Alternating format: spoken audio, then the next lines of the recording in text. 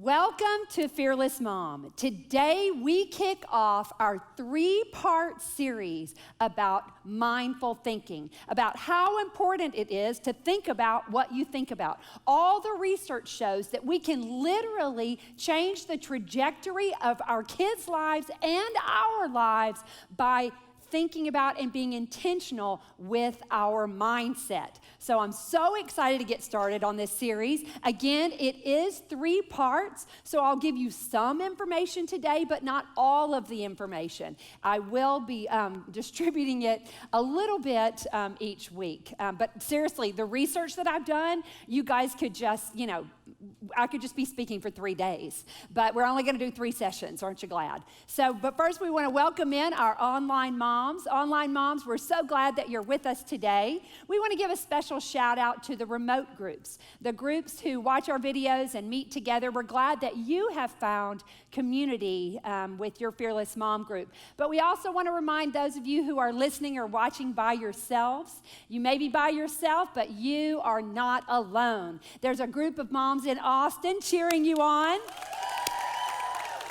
We are with you, we are for you, and we believe in you. Let's start with a word of prayer. God, I thank you so much for this day. I thank you for this opportunity to take a breath, to sit back, and to listen and learn how we can be the moms you've created us to be. God, settle our hearts and minds, open our eyes and ears to show us what we need to learn today. In Jesus' name. And everybody said, Amen. Now, my daughter Emily, when she was in high school, she decided one year that she was going to take a more advanced class in chemistry. She said, I didn't do AP Chemistry 1, but I loved chemistry so much, I'm just going to go all in, and I'm going to do AP Chemistry 2. And Mac and I were like, that's amazing. That's so great. And so it was about a week into the class when she realized that it was a little bit more than what she expected. And several weeks in, when she came into our bedroom, tears streaming down her face, and eventually our faces, but streaming down her face. And she'd kind of been setting us up along the way. Emily's good now. She's super intentional. But this was the night before a big test. And she came in and she's crying. And she said, guys, I just feel like I should quit Chem 2. I feel like I should quit AP Chem 2. There's really no reason for me to take it. And she begins to list all these reasons. I'm not even going into medicine. Everybody else in the class, how many kids say, everybody else in the class is going into pre-med, and I'm not. And I'm not even going to take the AP test. And so it doesn't even matter. I can just be in regular. And guys, this is going to kill my GPA. Boy, she was throwing out all the things. And Mac just looked at her, and then she starts sobbing like big, and she goes, I literally can't fit any more information in my brain. Yeah, she was like 17. This is high school, mind you. And so she is just so frustrated, and Mac just listens, and I'm sitting there by him, and I'm listening, and he says, honey, I see that you're upset about that, but I want you to know that you're not dropping AP Chem 2 because it's hard. As a matter of fact, it's actually probably good for you that it's so hard. And I hear what you're saying, and it's true. You're probably going to have to work a little harder, and it's possible that you're going to have to work a little harder and you still won't make a good grade. But you're not dropping the class just because it's difficult. And I'm nodding, yes, what he said. Amen. And so then she walks out and the door closes. Honey, I think she should quit the class. So I go in and I start repeating everything she said. I go, she's not even taking pre-med. This is ridiculous. She's not going into medicine. And, she's not going to take the AP test. What does it even matter if she takes AP? Honey, this could really hurt her GPA. I'm literally repeating everything she said. Okay, time out. Yes, it's true. I did exactly the opposite of what I teach you all. I was like, this is so hard. Look at her. She's falling apart. This is not good for her self-esteem. This is bad. Mac looked at me just like he looked at her, and he's like, she's not dropping. She can do the work. She can do the work. It's going to take more work, and it's probably she's not going to get the grade that she's been used to getting, but that's okay. This is better for her in the long run. And I'm looking at him, and then I realize, like, he's right, but I don't want to admit it. And so I'm looking, I'm like, okay. And then I'm like, well, we'll see. That's what I do when I disagree, but, we'll see. But I know he's right. See, here's the deal. Mac knew that was the best thing for Emily. It's so irritating. He's not here. He won't listen or watch this. So I can say he was absolutely right and I was absolutely wrong. I wanted her to feel good about herself. And I thought that working hard would make her feel bad about herself. Now think about that. I literally had convinced myself that working hard would make her feel bad about herself. Mac knew. He was like, here's the deal. He'd much rather go for the process over product. He's like, she will learn to work hard. She will learn tenacity. She will learn humility because she will work hard and maybe not make a good grade. And I was like, but her self-esteem. And he goes, no, she will work hard. He said, I'd rather her have hard-earned B's, C's, D's, whatever, than easy A's. I'd rather her work hard. It was so irritating. He was so right. And don't tell him, but all the research supports what he said. All of it. As a matter of fact, that's what we're going to talk about for the next few weeks. We're going to dig into the growth mindset. Mac was right. It is about the process and not the product. And Mac was right also that struggle does not wound self-esteem like we assume it does. Actually, if you struggle, the way the parents handle the struggle can actually help a child embrace struggle to then be better and try new things all the time. And so the growth mindset, that's what we're going to dig into. And then we're going to see how it relates to everything else. Carol Dweck, and if you've studied education, you've probably heard her name. It's a big term that we throw around in education quite a bit if you're a teacher. It's equipping kids with the growth mindset. The thing about Carol Dweck and her studies, it's not just about education. It's not just about learning math or learning English. It actually can affect every area of your life. The growth mindset is so much more than academics. It's so much more than your attitude about reading. It's so much more than what you think about one thing. If you think about, let's just look at the word mindset. It's how you set your mind. So it's not what I think about one thing, it's how I think about everything.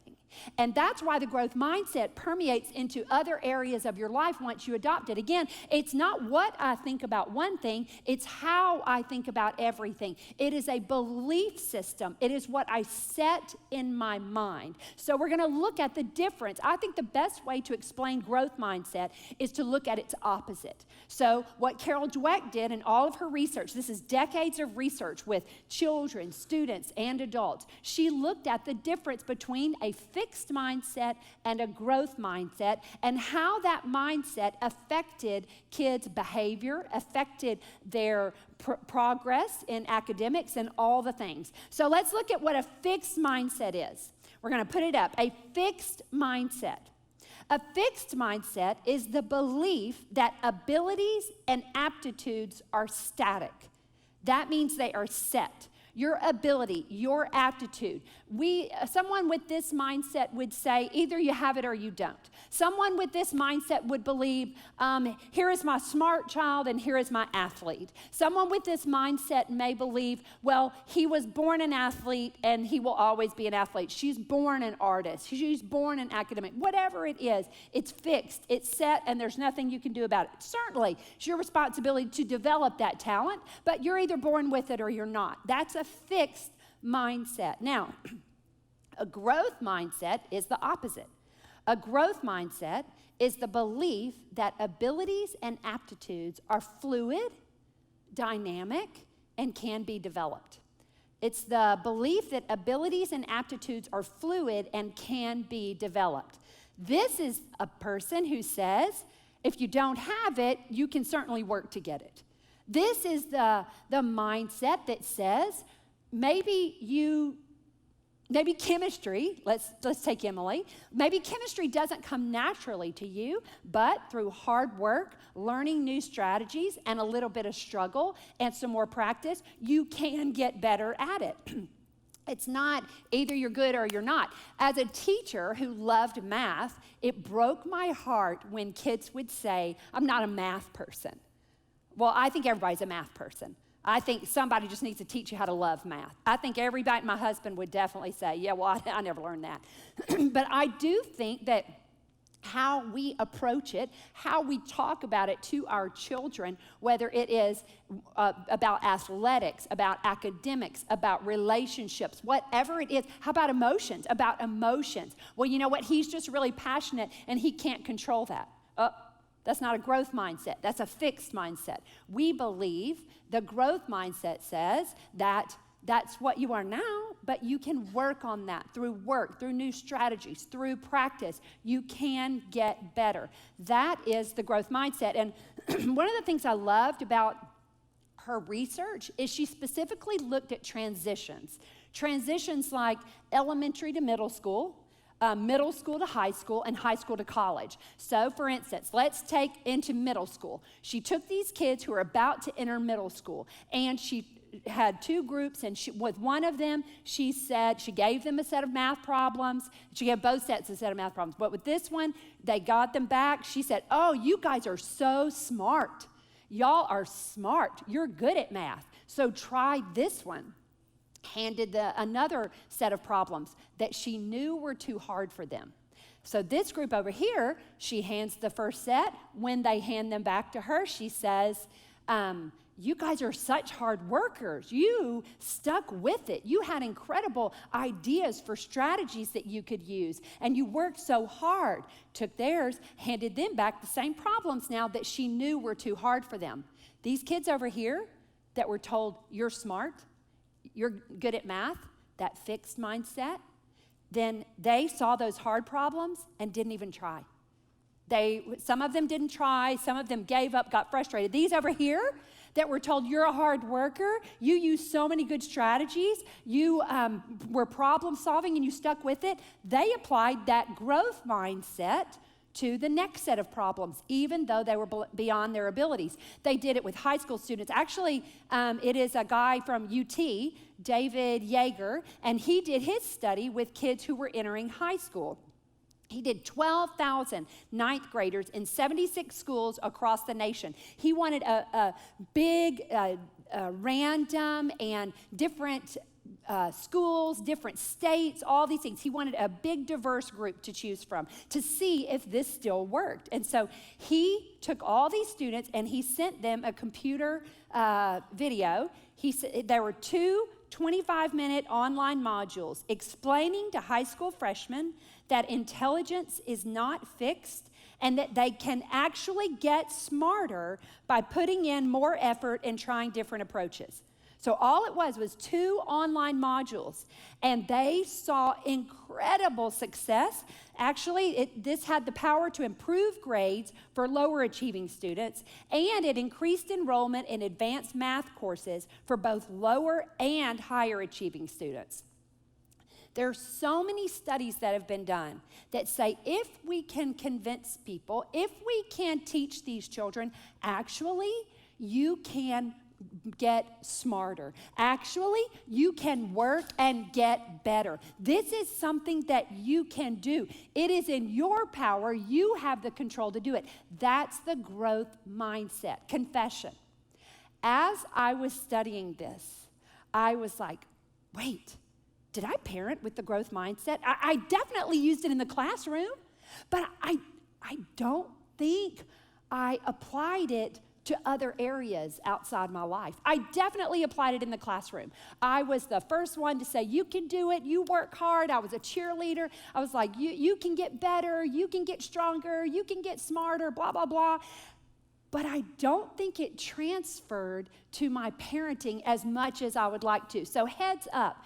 We're going to look at how we view the growth mindset, and I want you to know that it's okay if, like me, and maybe I'm the only one, but it's okay if you go, my kids are for the record, 25, 25, 23, and 21. And I was like, I did this all wrong. I did this all wrong. But guess what? The growth mindset tells me that I can change and I can get better and I can be better. It's important that we apply to that to ourselves as well. So I have a chart to help you better understand, because we've all the research shows growth mindset definitely improves your kids' learning, improves your kids' emotional health, improves relational health, and I'm going to show you a little bit how. So I'm going to have a chart that I'm going to pull up.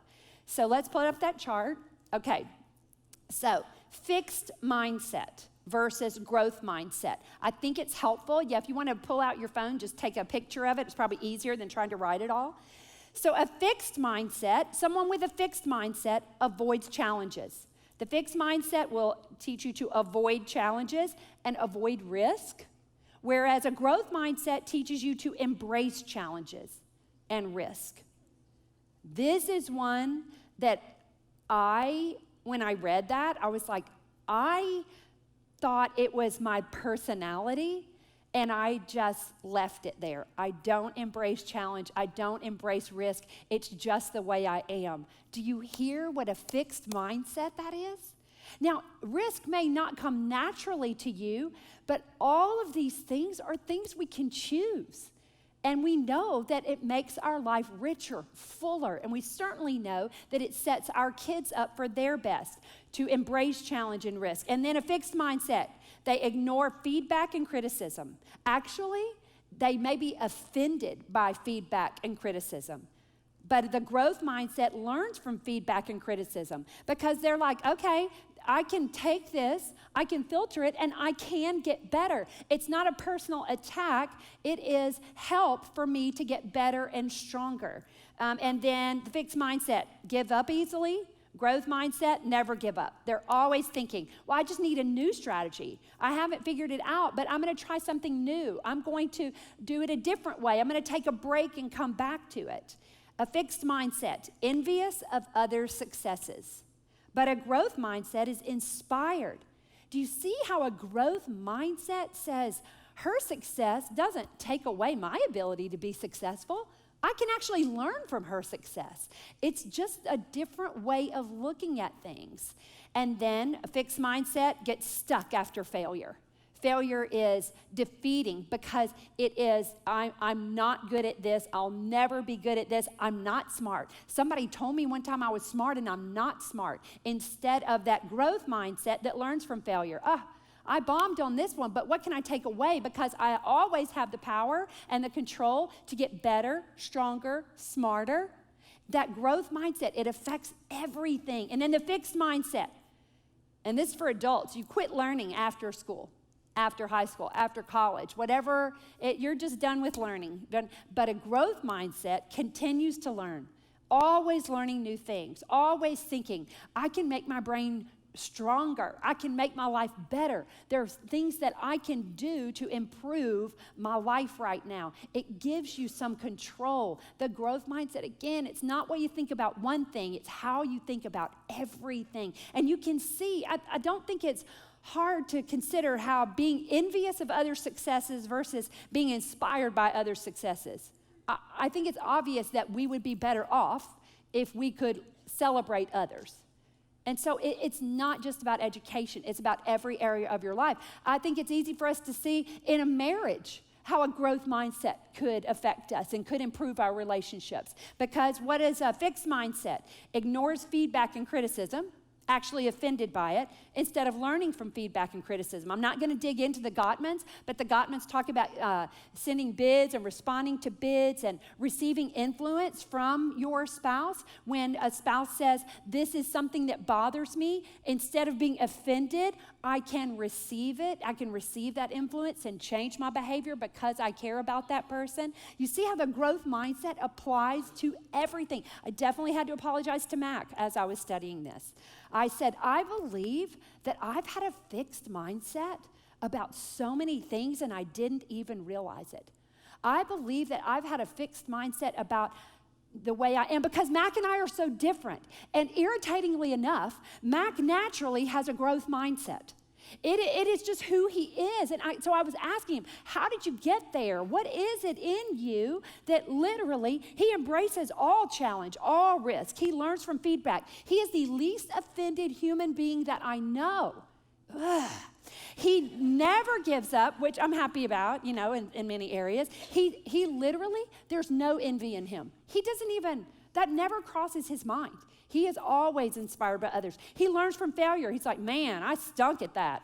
I got to figure out how to get better next time. Whereas I'm like in a puddle over here, and I'm thinking, how? I want that. But I always thought that's something he has. It's just in him, and it's just not in me. I literally have thought that, and not until, guys, I've taught this before. I mean, what was wrong with me?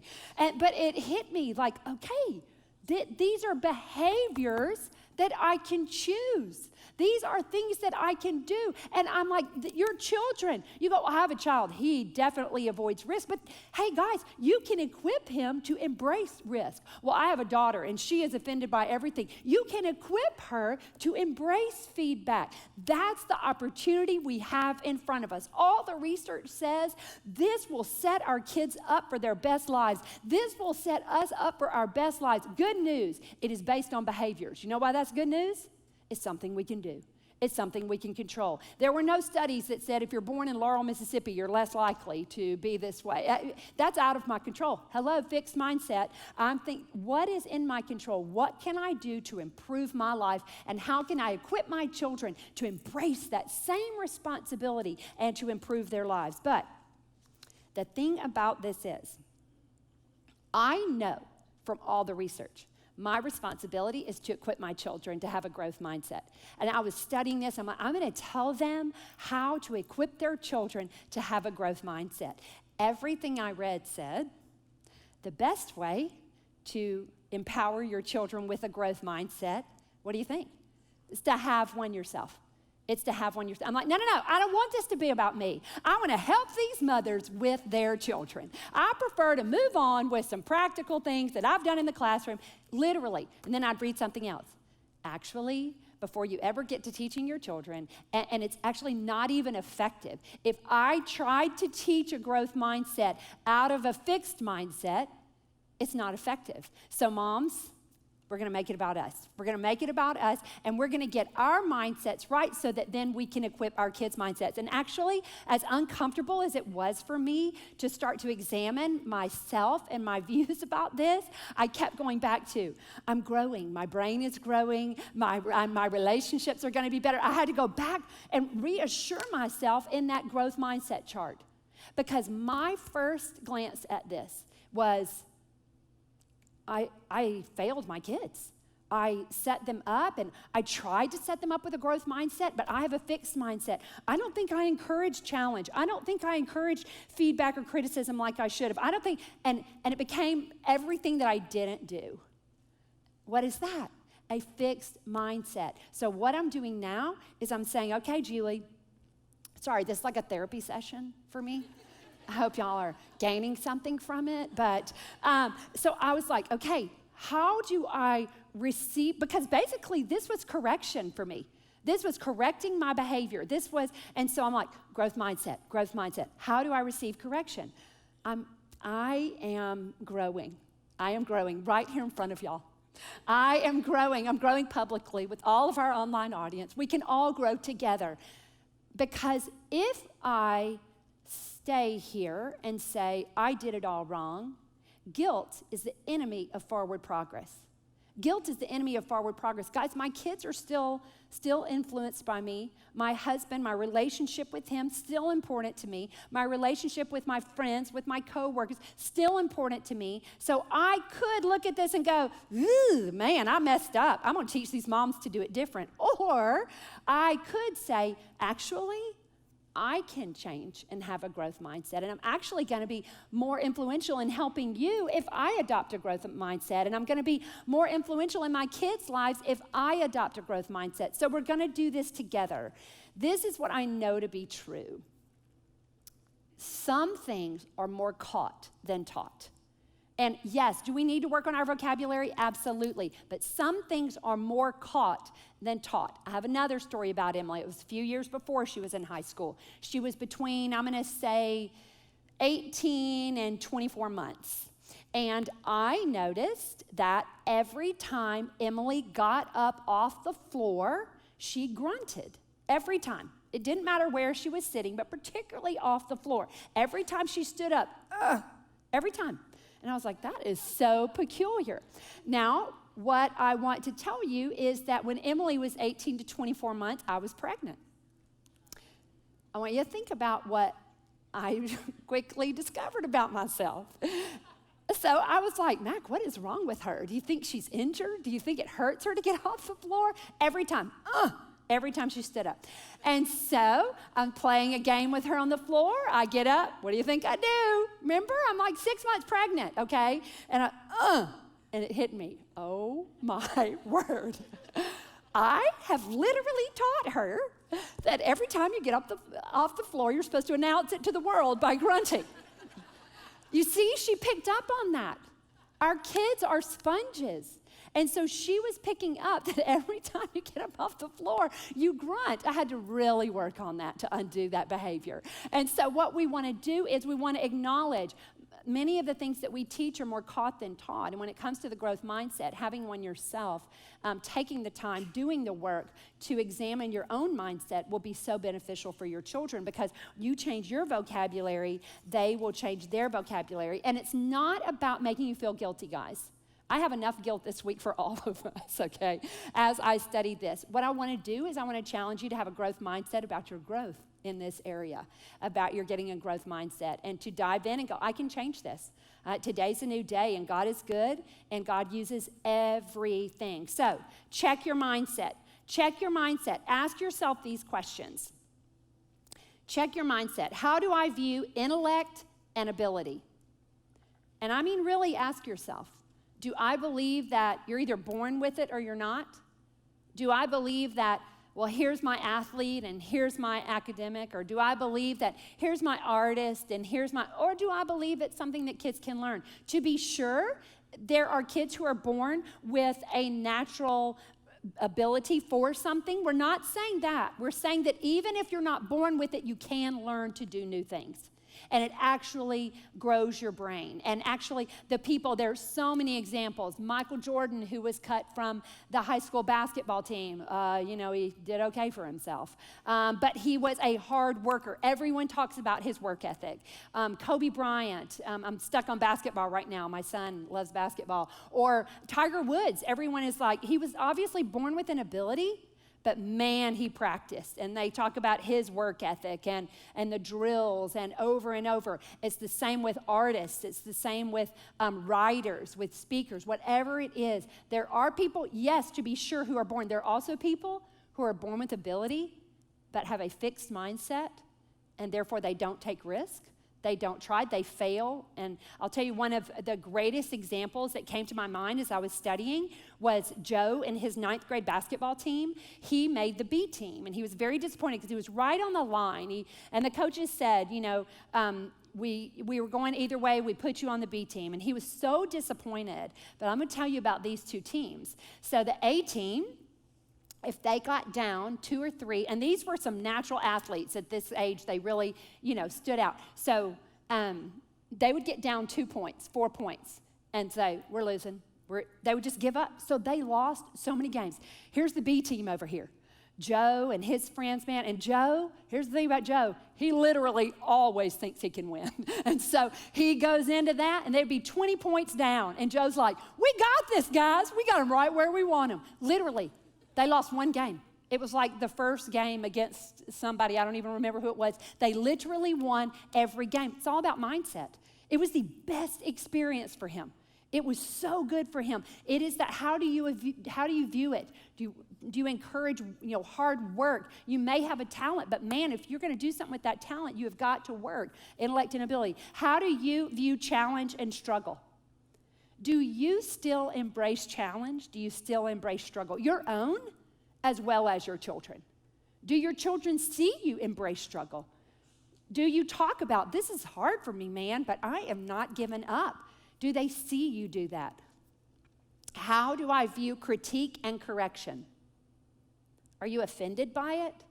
Do you write those people, you're dead to me, off your list? Yeah, how do you receive correction? You know, some of you are like, I remember she told me that I didn't do, that I should change this, so we are no longer friends. But how do you receive correction and critique? And to be sure, we filter and we, eat the fish, spit out the bones, and we know when it's coming from a good place. But when it comes from people that you trust, can they give you correction? Can they give you critique? And you receive it and say, I can learn from this. And then how do you receive it when someone critiques or corrects your child? Do you allow it? Do you say, she doesn't know what she's talking about. You're amazing. How do you allow that and say, I heard her say that. Do you think there's anything you could learn from that? Boom. No emotion. It's not personal. It's not, there's no shame involved or attached. And then how do you view mistakes and setbacks? How do you view mistakes and setbacks, your own and your child's? Again, this is, I can't help it. Mac and I are so different that it just kept popping out. This is Mac. I made a mistake. I feel terrible about that, man. I won't do that next time. This is me. Oh my gosh, I'm a loser. It goes, I do not deserve love. I just pile up and I'm like, what is that?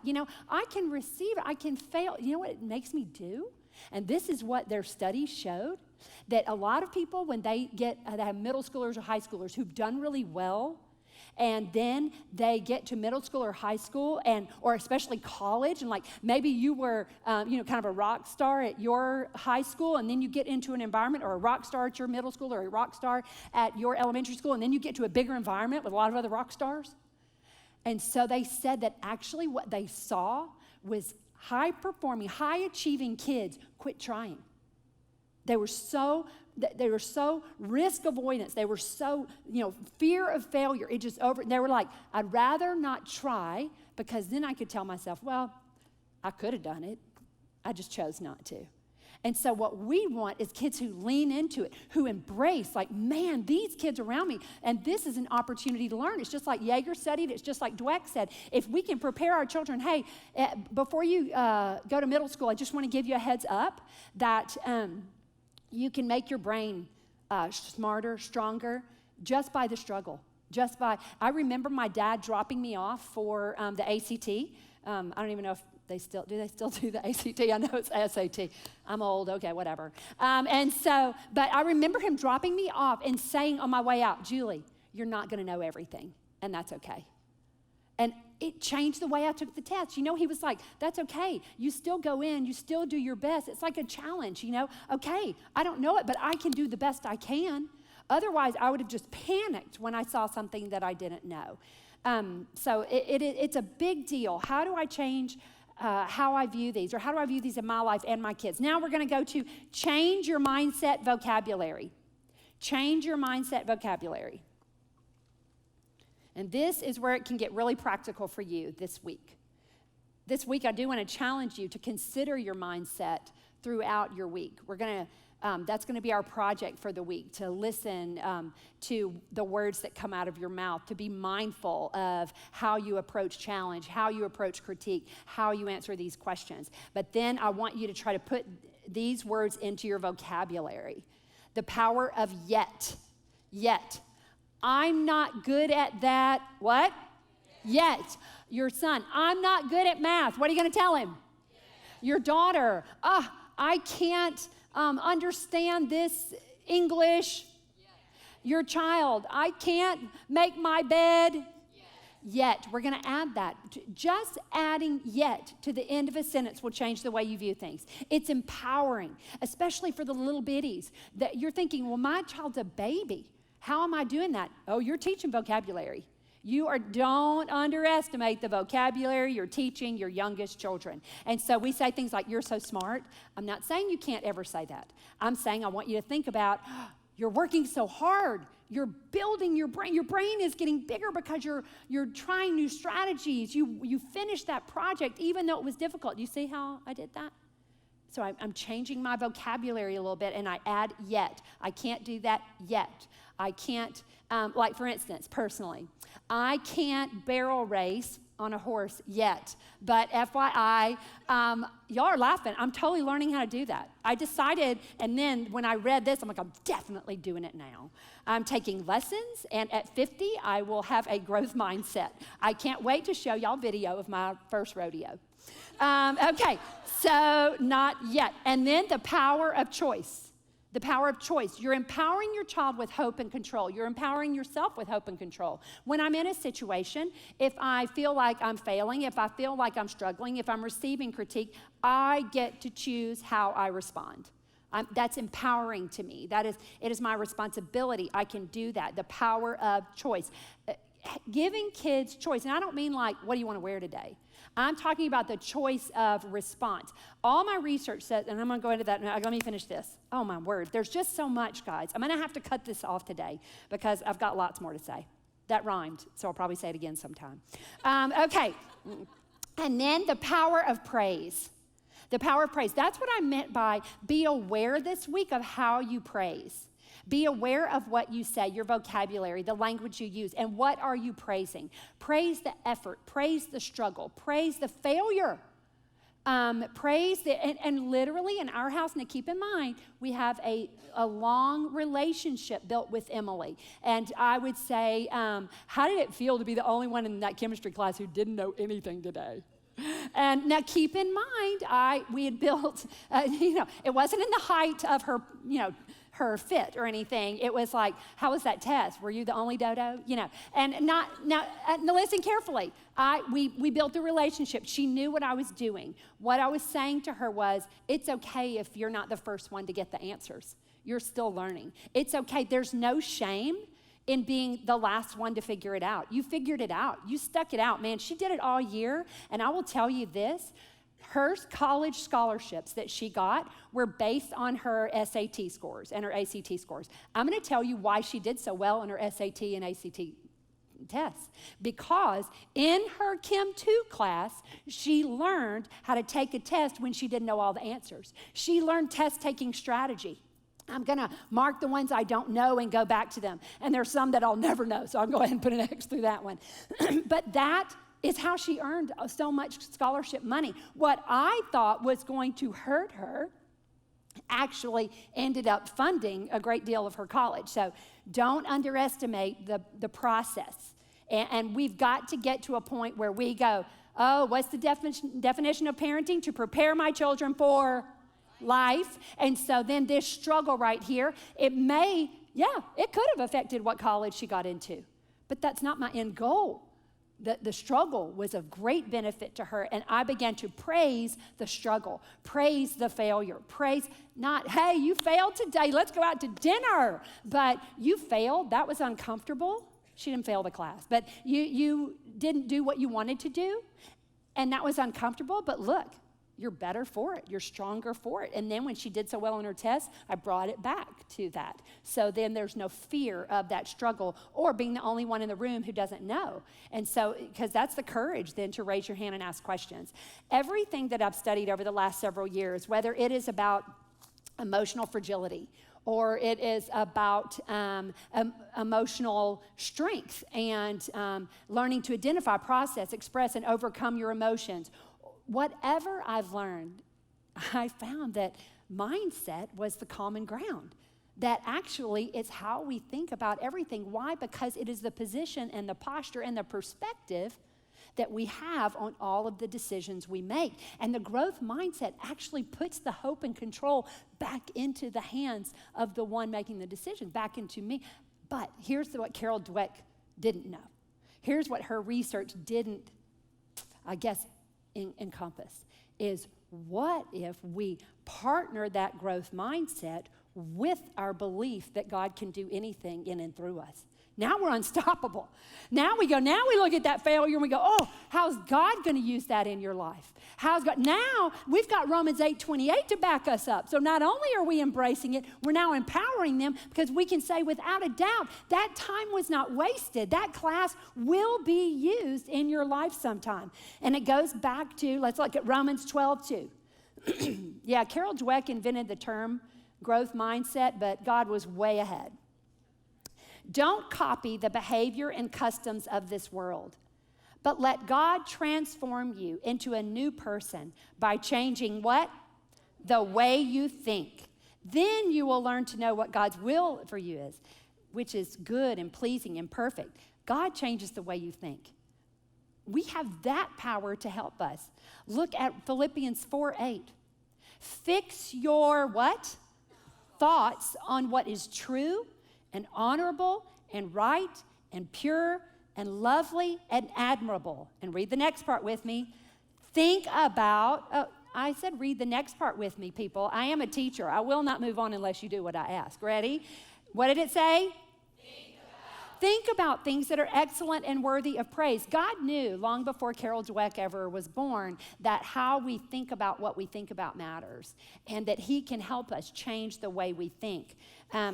This is what I know to be true, and this is what we'll talk about in the coming weeks, that whether it's for ourselves or for our children, we have to learn to be mindful. All the research out there, all the buzzwords right now, mindful thinking and mindset, it's about being aware of your thoughts. It's about recognizing that is a thought that is not me.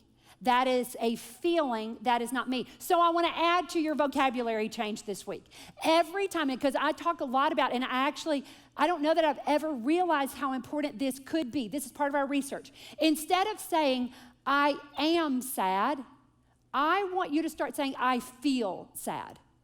I want kids to recognize that is a feeling that is not who I am. I feel discouraged. I feel frustrated. I see that you feel upset. That does not mean you are. Does that make sense? So I want to challenge you to do that this week. And then, focus on that Galatians 6:4-5. Pay careful attention to what? Your own work, for then you will get the satisfaction of a job well done, and you won't need to compare yourself to anyone else, for we are each responsible for our own conduct. Galatians 6:4-5. We embrace our responsibility. We are going to become aware of our mindset this week, and we're going to do the work necessary to acquire and to build a growth mindset of our own so that we can empower our children to do that. So we're going to move into a time of reflection. And this is the time where we look and see, God, is there something I can do? Is there a choice I can make or an action I can take to step more into that growth mindset and to be the mom that I'm called to be? And how can I teach my child a growth mindset? So this requires honesty, humility, and community. This was part of my week this week, was asking my kids, was asking Mac, have I ever said this? What do you think I think about this? Mac, why are you so irritatingly growth mindset? I don't mean you need to say that, but why? But it was a time of me to look at myself, and it was hard, but I know that God will use it, and I'm not afraid of difficulty. I'm not afraid of correction. I'm not afraid of, struggle, because I know that there's nothing wasted. Nothing is wasted. So check your mindset this week, and then move into using those vocabulary words, adding yet, seeing when you can use the word choice. You have a choice about your behavior. I see that you feel this way. What are you going to do? That's your choice. And then the power of praise. Watch for opportunities to praise the process and not the product, for yourself as well as for your children. Let's bow our heads. God, I thank you so much for this day. I thank you, God, that there's so many smart people out there who want to empower us to be better. And God, I thank you for your word that assures us that, yes, we can do our thing, but the magic happens when we partner with you, that you will fill in the gaps for us, that you will give us the strength, the courage, the wisdom, the tenacity, the grit that we want to build into our children. Help us see, God, areas where we can improve, and help us lean in and not shy away from that. We know you love us, and we know you want to help us be the best that we can be. In Jesus' name, amen.